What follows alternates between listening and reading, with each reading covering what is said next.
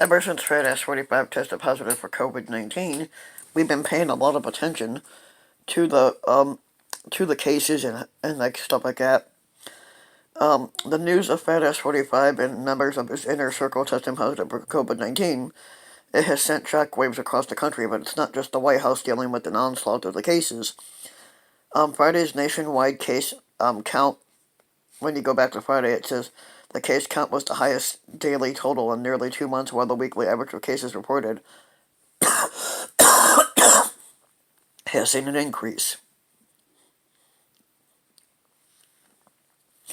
There were more than 54,000 positive cases of the coronavirus reported on Friday, and the highest single day case count since August 14th, when the country recorded just over 64,000 cases per Johns Hopkins University data. The country's daily cases peaked on July 16th, when 77,362 positive tests were reported.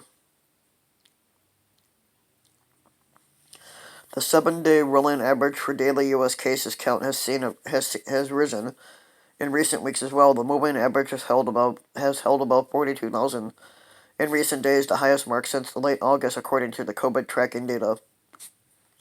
Meanwhile, the deaths have held relative have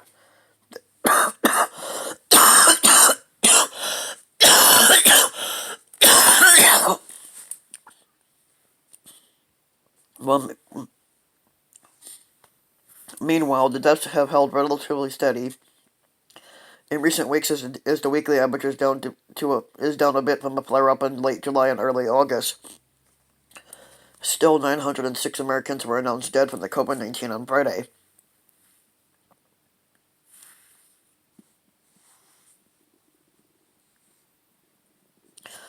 A USA Today analyst of Johns Hopkins data through late Saturday shows 6 states,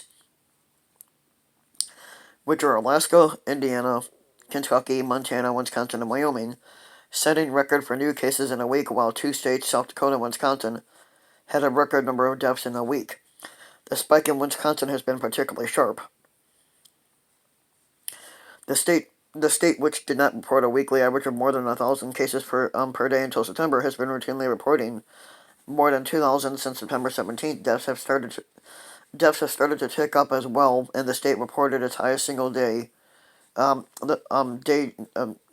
number 27 this week.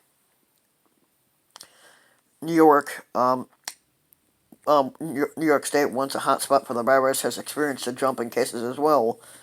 And after daily case counts held steady in a state for much of the summer, New York is holding its highest 7-day rolling average since early June, and this is per COVID tracking project data.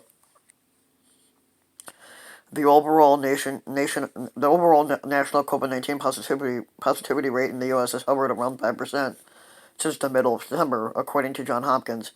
At the beginning of August, it was 8%. A positivity rate is the percentage of all coronavirus tests that are positive, and it is a useful indicator of whether testing is keeping up with infections. If the number is too high, it could mean that health authorities are disproportionately testing sicker patients, or missing mild or asymptomatic cases, which is a low figure, suggesting the majority of infections are being detected. The concept can be difficult to grasp, and scientists often use a fishing analogy to explain this. If, for example, you catch a fish nearly every time you put a fishing net down in the water, that's a high rate. It indicates there's likely a lot of fish around to catch. A lot of the COVID-19 cases, basically. Conversely, if you use the same net but only catch a small number of fish, that's a low positivity rate because your net is likely caught most of the fish in the area. The World Health Organization says that if a country's positivity rate is around 5% or below for 2 weeks, and it means that there is a widespread testing going on to a suitable level. However, the U.S.'s overall 5% rate disguises large discrepancies at the state level. In fact, only 31 of the 50 states have a higher positivity rate than they did in mid-September. A U.S. Today analysis of the COVID tracking project data shows. In Wisconsin, positivity has surged to about 22%, which is triple what it was in the mid-August as bars filled up, colleges reopened, and pandemic fatigue wore on. In Florida, the positivity rate has been struck between 11% and 12% since the start of September. In Arizona, it was around 6% at the beginning of October, down from 22% at the start of August. Um, Fat 45 tested positive with COVID-19 last week after returning from a vice squad debate in Ohio with the Democratic challenger Joe Biden. The positivity rate in Ohio is currently 3%, which was a drop from 4% in late August.